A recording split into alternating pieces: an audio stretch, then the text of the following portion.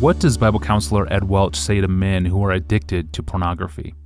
A few years back, I had a chance to sit down with him at CCEF, the Christian Counseling and Educational Foundation near Philadelphia.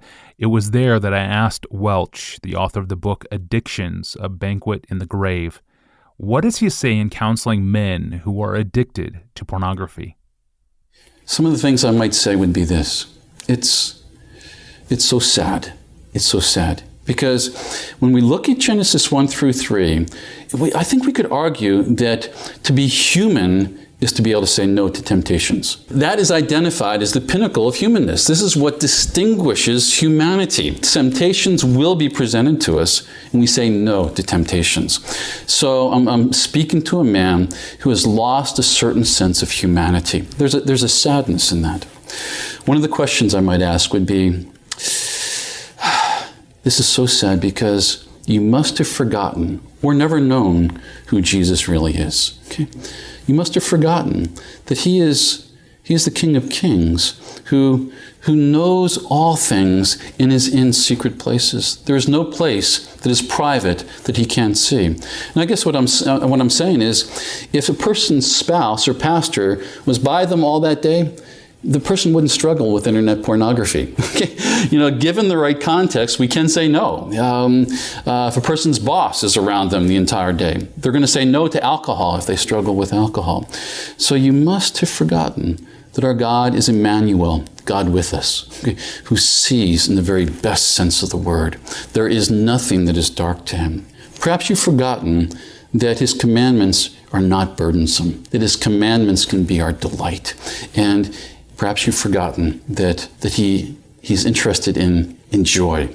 And not simply joy, but this abundant joy. Perhaps you've forgotten these things. So that would be a question that I would have.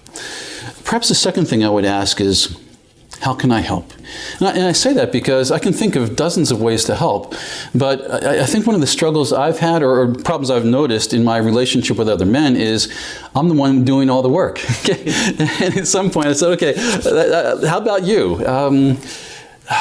Do you want to change? Okay. Do you want to change? And if so, how can I help? Okay, I'll be willing to do anything if it's in the middle of the night and they want me to be there to somehow stand between them and their temptation. I'd be delighted to do such a thing. Okay, but I want the plan to come from them.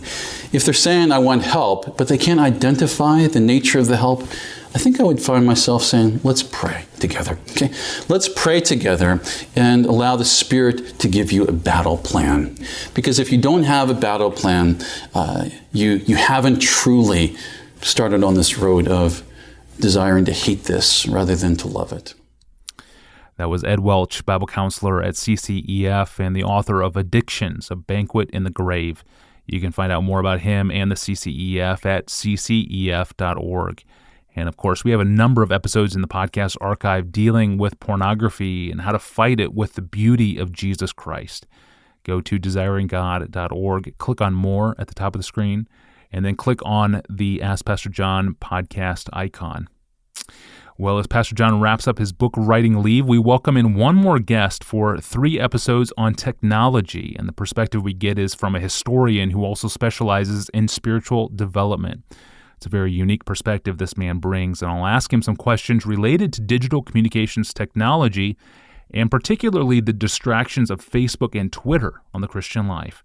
That's tomorrow. I'm your host, Tony Reinke. Thanks for listening to the Ask Pastor John podcast.